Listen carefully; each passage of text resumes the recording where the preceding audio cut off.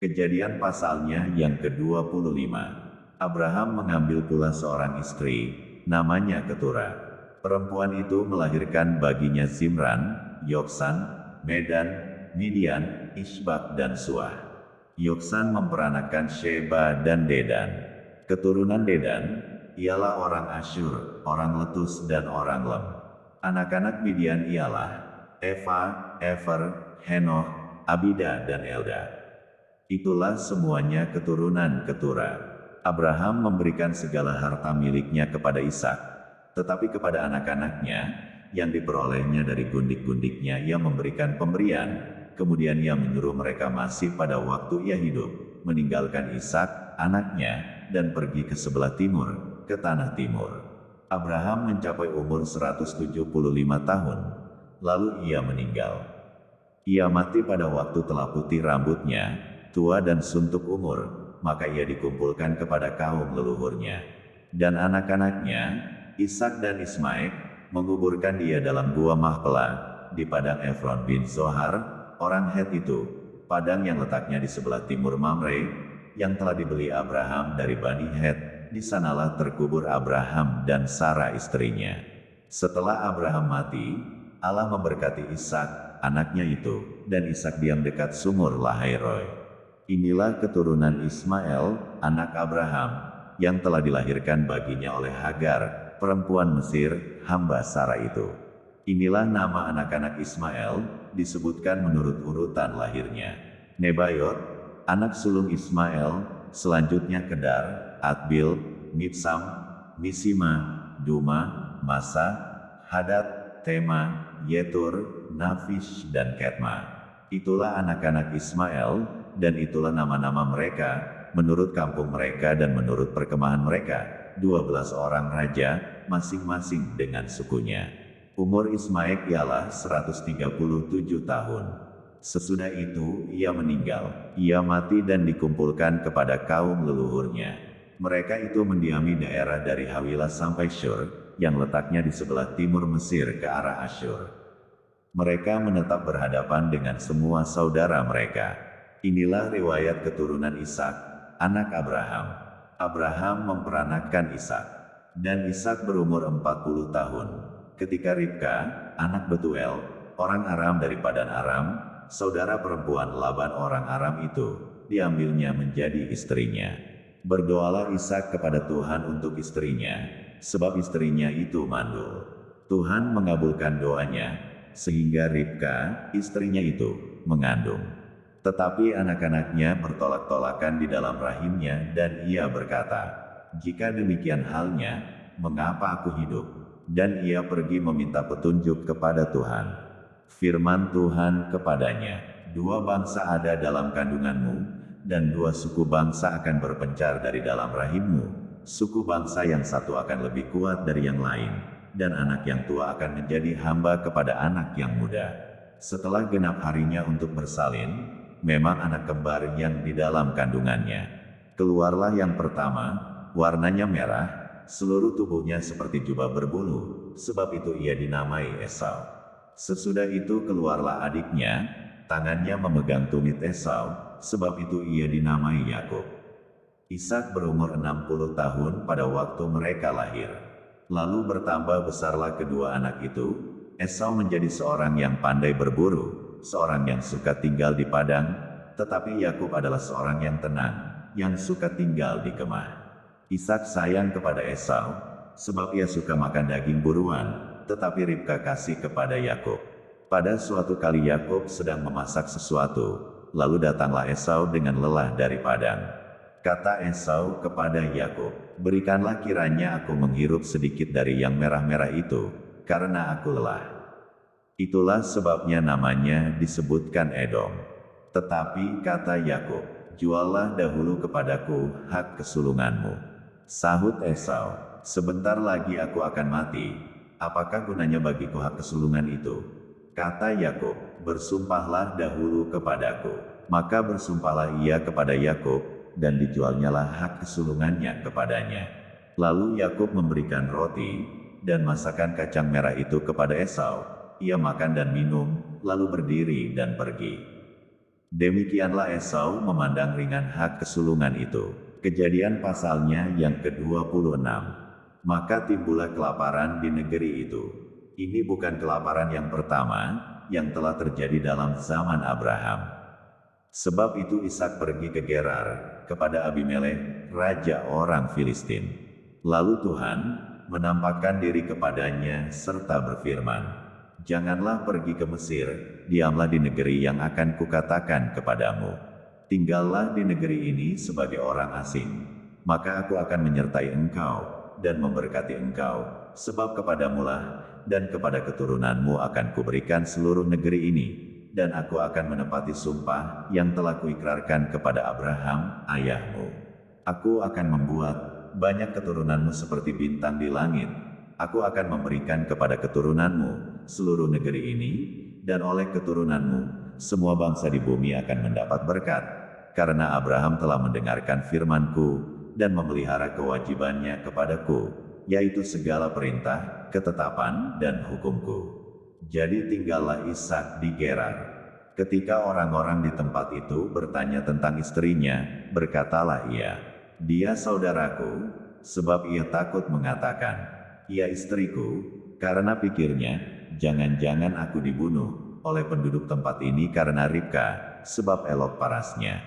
Setelah beberapa lama ia ada di sana, pada suatu kali menjenguklah Abimelek, raja orang Filistin itu dari jendela, maka dilihatnya Ishak sedang bercumbu-cumbuan dengan Ribka, istrinya.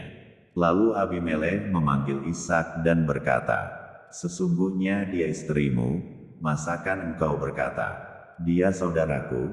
Jawab Ishak kepadanya, "Karena pikirku, jangan-jangan aku mati karena dia." Tetapi Abimelek berkata, "Apakah juga yang telah kau perbuat ini terhadap kami? Mudah sekali terjadi salah seorang dari bangsa ini tidur dengan istrimu, sehingga dengan demikian, engkau mendatangkan kesalahan atas kami." Lalu Abimelek memberi perintah kepada seluruh bangsa itu, "Siapa yang mengganggu orang ini, atau istrinya, pastilah ia akan dihukum mati." Maka menaburlah Ishak di tanah itu, dan dalam tahun itu juga ia mendapat hasil 100 kali lipat, sebab ia diberkati Tuhan. Dan orang itu menjadi kaya, bahkan kian lama kian kaya, sehingga ia menjadi sangat kaya. Ia mempunyai kumpulan kambing domba, dan lembu sapi serta banyak anak buah, sehingga orang Filistin itu cemburu kepadanya. Segala sumur yang digali dalam zaman Abraham, ayahnya, oleh hamba-hamba ayahnya itu, telah ditutup oleh orang Filistin dan ditimbun dengan tanah. Lalu kata Abimelek kepada Ishak, "Pergilah dari tengah-tengah kami, sebab engkau telah menjadi jauh lebih berkuasa daripada kami." Jadi pergilah Ishak dari situ, dan berkemahlah ia di lembah Gerar, dan ia menetap di situ. Kemudian Ishak menggali kembali sumur-sumur yang digali dalam zaman Abraham, ayahnya, dan yang telah ditutup oleh orang Filistin sesudah Abraham mati. Disebutkannya nama sumur-sumur itu, menurut nama-nama yang telah diberikan oleh ayahnya. Ketika hamba-hamba Ishak menggali di lembah itu, mereka mendapati di situ mata air yang berbual-bual airnya. Lalu bertengkarlah para gembala Gerar dengan para gembala Ishak. Kata mereka, "Air ini kepunyaan kami." Dan Ishak menamai sumur itu Esek, karena mereka bertengkar dengan dia di sana. Kemudian mereka menggali sumur lain, dan mereka bertengkar juga tentang itu. Maka Ishak menamai sumur itu Sitna.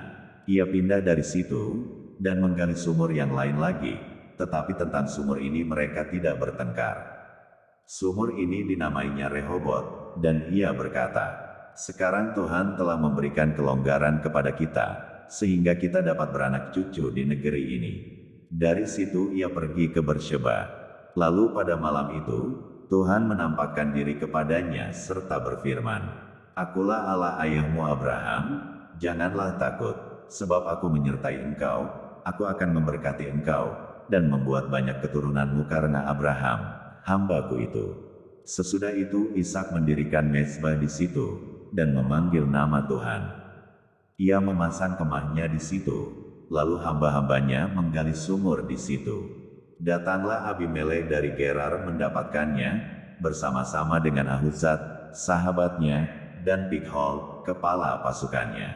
Tetapi kata Ishak kepada mereka, "Mengapa kamu datang mendapatkan aku? Bukankah kamu benci kepadaku, dan telah menyuruh aku keluar dari tanahmu?" Jawab mereka, "Kami telah melihat sendiri, bahwa Tuhan menyertai engkau, sebab itu kami berkata, baiklah kita mengadakan sumpah setia, antara kami dan engkau, dan baiklah kami mengikat perjanjian dengan engkau, bahwa engkau tidak akan berbuat jahat kepada kami, seperti kami tidak mengganggu engkau, dan seperti kami semata-mata berbuat baik kepadamu, dan membiarkan engkau pergi dengan damai. Bukankah engkau sekarang yang diberkati Tuhan?" Kemudian Ishak mengadakan perjamuan bagi mereka, lalu mereka makan dan minum. Keesokan harinya, pagi-pagi bersumpah-sumpahanlah mereka. Kemudian Ishak melepas mereka, dan mereka meninggalkan dia dengan damai. Pada hari itu, datanglah hamba-hamba Ishak memberitahukan kepadanya tentang sumur yang telah digali mereka, serta berkata kepadanya, "Kami telah mendapat air." Lalu dinamainyalah sumur itu Sheba. Sebab itu nama kota itu adalah Bersheba sampai sekarang. Ketika Esau telah berumur 40 tahun, ia mengambil Yudit, anak tiri orang Het, dan Basmat, anak Elon orang Het, menjadi istrinya. Kedua perempuan itu menimbulkan kepedihan hati bagi Ishak dan bagi Ribka. Kejadian pasalnya yang ke-27. Ketika Ishak sudah tua, dan matanya telah kabur, sehingga ia tidak dapat melihat lagi, dipanggilnyalah Esau, anak sulungnya, serta berkata kepadanya, "Anakku." Sahut Esau, "Ya, Bapa." Berkatalah Ishak, "Lihat, aku sudah tua, aku tidak tahu bila hari kematianku. Maka sekarang, ambillah senjatamu, tabung panah dan busurmu, pergilah ke padang, dan burulah bagiku seekor binatang. Olahlah bagiku makanan yang enak, seperti yang kugemari, sesudah itu bawalah kepadaku, supaya ku makan, agar aku memberkati engkau, sebelum aku mati." Tetapi Ribka mendengarkannya, ketika Ishak berkata kepada Esau, anaknya. Setelah Esau pergi ke padang, memburu seekor binatang untuk dibawanya kepada ayahnya, berkatalah Ribka kepada Yakub, anaknya, "Telah kudengar ayahmu berkata kepada Esau, kakakmu, bawalah bagiku seekor binatang buruan, dan olahlah bagiku makanan yang enak, supaya ku makan, dan supaya aku memberkati engkau di hadapan Tuhan, sebelum aku mati. Maka sekarang, anakku, dengarkanlah perkataanku, seperti yang kuperintahkan kepadamu. Pergilah ke tempat kambing domba kita, ambillah dari sana 2 anak kambing yang baik, maka aku akan mengolahnya menjadi makanan yang enak bagi ayahmu, seperti yang digemarinya. Bawalah itu kepada ayahmu, supaya dimakannya, agar dia memberkati engkau, sebelum ia mati." Lalu kata Yakub kepada Ribka, ibunya, "Tetapi Esau, kakakku, adalah seorang yang berbulu badannya, sedang aku ini kulit-kulicin. Mungkin ayahku akan meraba aku, maka nanti ia akan menyangka bahwa aku mau memperolok-olokkan dia. Dengan demikian aku akan mendatangkan kutuk atas diriku dan bukan berkat." Tetapi ibunya berkata kepadanya, "Akulah yang menanggung kutuk itu, anakku, dengarkan saja perkataanku, pergilah ambil kambing-kambing itu." Lalu ia pergi mengambil kambing-kambing itu, dan membawanya kepada ibunya. Sesudah itu ibunya mengolah makanan yang enak, seperti yang digemari ayahnya. Kemudian Ribka mengambil pakaian yang indah, kepunyaan Esau, anak sulungnya, pakaian yang disimpannya di rumah, lalu disuruhnyalah dikenakan oleh Yakub, anak bungsunya. Dan kulit anak kambing itu dipalutkannya pada kedua tangan Yakub, dan pada lehernya yang licin itu. Lalu ia memberikan makanan yang enak, dan roti yang telah diolahnya itu kepada Yakub, anaknya. Demikianlah Yakub masuk ke tempat ayahnya serta berkata, "Bapa," sahut ayahnya, "Ya, anakku, siapakah engkau?" Kata Yakub kepada ayahnya, "Akulah Esau, anak sulungmu. Telah kulakukan seperti yang Bapa katakan kepadaku. Bangunlah, duduklah dan makanlah daging buruan masakanku ini, agar Bapa memberkati aku." Lalu Ishak berkata kepada anaknya itu, Lekas juga engkau mendapatnya, anakku. Jawabnya, karena Tuhan, Allahmu, membuat aku mencapai tujuanku. Lalu kata Ishak kepada Yakub, datanglah mendekat, anakku, supaya aku meraba engkau. Apakah engkau ini anakku Esau atau bukan? Maka Yakub mendekati Ishak, ayahnya, dan ayahnya itu merabanya serta berkata, kalau suara Yakub, kalau tangan, tangan Esau. Jadi Ishak tidak mengenal dia, karena tangannya berbulu seperti tangan Esau, kakaknya. Ishak hendak memberkati dia, tetapi ia masih bertanya, benarkah engkau ini anakku Esau? Jawabnya, ya. Lalu berkatalah Ishak, dekatkanlah makanan itu kepadaku, supaya ku makan daging buruan masakan anakku, agar aku memberkati engkau. Jadi didekatkannyalah makanan itu kepada ayahnya, lalu ia makan, dibawanya juga anggur kepadanya, lalu ia minum. Berkatalah Ishak, ayahnya, kepadanya, datanglah dekat-dekat, dan ciumlah aku, anakku. Lalu datanglah Yakub dekat-dekat, dan diciumnyalah ayahnya. Ketika Ishak mencium bau pakaian Yakub, diberkatinyalah dia, katanya, sesungguhnya, bau anakku adalah sebagai bau padang yang diberkati Tuhan. Allah akan memberikan kepadamu embun yang dari langit, dan tanah-tanah gemuk di bumi, dan gandum serta anggur berlimpah-limpah. Bangsa-bangsa akan takluk kepadamu, dan suku-suku bangsa akan sujud kepadamu. Jadilah tuan atas saudara-saudaramu, dan anak-anak ibumu akan sujud kepadamu. Siapa yang mengutuk engkau, terkutuklah ia, dan siapa yang memberkati engkau, diberkatilah ia. Setelah Ishak selesai memberkati Yakub, dan baru saja Yakub keluar meninggalkan Ishak, ayahnya, pulanglah Esau, kakaknya, dari berburu. Ia juga menyediakan makanan yang enak, lalu membawanya kepada ayahnya. Katanya kepada ayahnya, Bapa, bangunlah dan makan daging buruan masakan anakmu, agar engkau memberkati aku. Tetapi kata Ishak, ayahnya, kepadanya, siapakah engkau ini? Sahutnya, akulah anakmu, anak sulungmu, Esau. Lalu terkejutlah Ishak dengan sangat serta berkata, siapakah gerangan dia, yang memburu binatang itu, dan yang telah membawanya kepadaku? Aku telah memakan semuanya, sebelum engkau datang, dan telah memberkati dia, dan dia akan tetap orang yang diberkati. Sesudah Esau mendengar perkataan ayahnya itu, meraung-raunglah ia dengan sangat keras dalam kepedihan hatinya, serta berkata kepada ayahnya, berkatilah aku ini juga, ya Bapa. Jawab ayahnya, adikmu telah datang dengan tipu daya, dan telah merampas berkat yang untukmu itu. Kata Esau, bukankah tepat namanya Yakub, karena ia telah 2 kali menipu aku. Hak kesulunganku telah dirampasnya, dan sekarang dirampasnya pula berkat yang untukku. Lalu katanya, apakah Bapa tidak mempunyai berkat lain bagiku? Lalu Ishak menjawab Esau, katanya, sesungguhnya telah kuangkat dia menjadi tuan atas engkau, dan segala saudaranya telah kuberikan kepadanya, menjadi hambanya, dan telah kubekali dia dengan gandum dan anggur, maka kepadamu, apalagi yang dapat kuperbuat, ya anakku? Kata Esau kepada ayahnya, hanya berkat yang satu itukah ada padamu, ya Bapa? Berkatilah aku ini juga, ya Bapa. Dan dengan suara keras menangislah Esau.